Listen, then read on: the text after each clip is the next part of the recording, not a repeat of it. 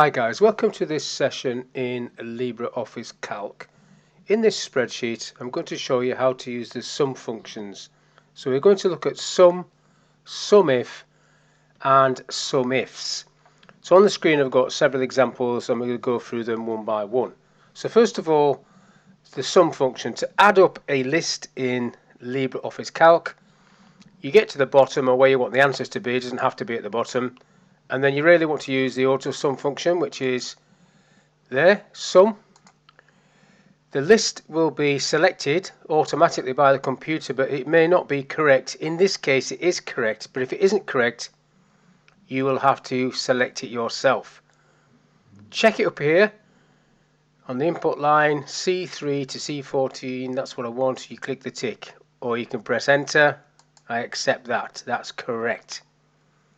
So if any of these changes, if I type 50 in there, this just picks it up at the bottom. That's a change. Now to do a running total, so I want that to say 50 and then that to say 100 and then that to say 130, running total. You use the sum function again, sum, C3 to C3, but what we need to do in this example is lock the first C3 with the F4 function key, which will put dollar signs around it. Watch what happens here. Tick. Still says 50, but when I pull that down one cell, it now says 100. And if I click on that cell with 100 in it, it says C3, which is that first cell, locked, but to C4. And if I pull this one down, now it'll say to C5. So basically you're locking the first cell, C3, and then every other cell expands as you pull it down to the bottom. So that's now going down to C14. So that's how you do a running total with the sum function.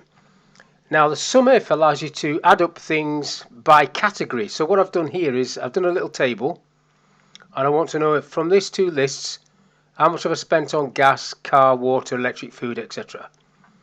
So what you do is you go where you want the answers to be again, and this time it's going to be equals SUMIF. Now if you click on the FX there next to these are the common functions, but FX gives you all the functions, and you type for sum, you can see there's SUMIF there and SUMIFS, so we're going to use those two in a minute. But so I know that I can type that.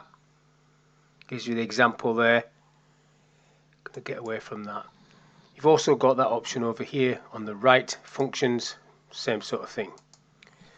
So I can type that equals SUMIF, open the bracket, and it gives me the little help. What do you want to look down? Well, I want to look down the items, down to water. I need to be doing a comma next. What's the criteria? Well, the criteria is that gas in cell I2, comma. If I find gas in this list, I want to add it up in this list. And then I can close the bracket and click the tick. And I get the total for gas. Now the problem with that is if I pull that across for car, I get 0 because the cell references have moved from G and H to H and I. There's nothing in I, so I can't pull that across. What I would have to do is dollar sign the two columns, which I'll do with the F4 key again, just to show you. And this is not the way I'm going to end up doing this, but I'll just show you this. So that locks that column and that column. With the dollar sign, now that should work. Pull it across. Happy teddy bear. Now I'm going to delete all of that and do it slightly different because I'm going to name this column item. This is the name box where I'm typing now, and I'm pressing enter to name it. That is going to be called cost. Enter. Now I can use those named ranges in the SUMIF function. So SUMIF, look down item, comma, if you find what's in I2, comma, add up cost, and then tick that. We get the same answer, but now I don't need to worry about dollar signs, can just pull that over, like that. I always use that, to be honest. Faffing about with dollar signs is slightly irritating, plus it confuses people. Next one, SUMIFS. So that was only one criteria. This is going to allow me to have multiple criteria. So I've got some words here, access and leads. Let's put that left aligned actually.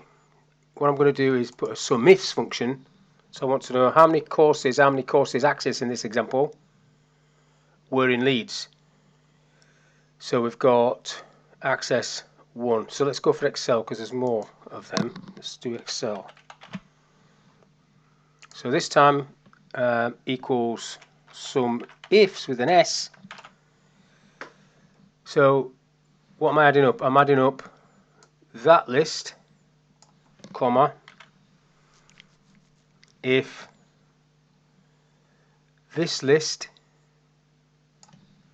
comma, is equal to that, comma, and this list, comma, is equal to leads. Close the bracket, click the tick. So I get 100,000 Excel. If I put that back to access, there was only one of them. Leads access 32,000. So you see how that works? So you've got multiple criteria. Now that formula looks quite long, again because we've used cell references as opposed to names. So I could highlight this list and call it course, enter, and this list and call it location, enter, and then change this formula. So we're looking down, still looking, I could call that a amount as well actually, so let's call that amount. So we're looking down amount, so I'll change that there to amount, and then we're looking at column P, which I call course is. I think I called it courses with an S, soon find out. Courses. I'll leave T3 as it is, and then this is going to be location, this little range here, Q, location, and I'll leave U3 as it is. Click the tick, get a name, because I must have called that course, did I? I did, without an S. I knew that. So name doesn't mean the formula's wrong, it means it doesn't recognize one of the names. So there you go, now it's working. Now another thing, obviously I don't want to keep typing Excel, Access and Word in there, or Leeds, Newcastle, so I want to create what's called a validation, a validity list. Can't even say it. So validity, that's the word. I want to create a list in there, not just access. So I'll go in there, it says all values, I want to change that to list, and then I need to type my list. So I'll go access, Word, Excel, for that one.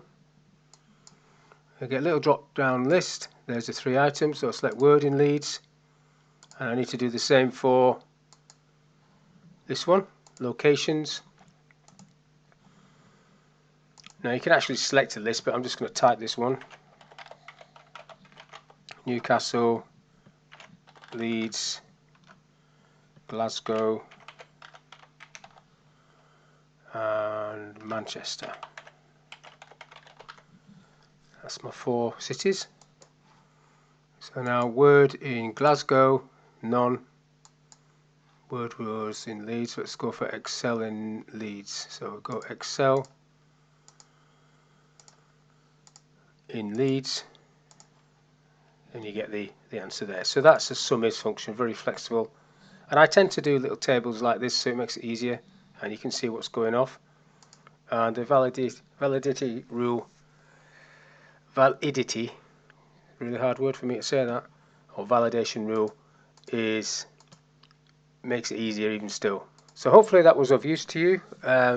Sum function, SUMIF function, SUMIFS function, and a running total sum function there.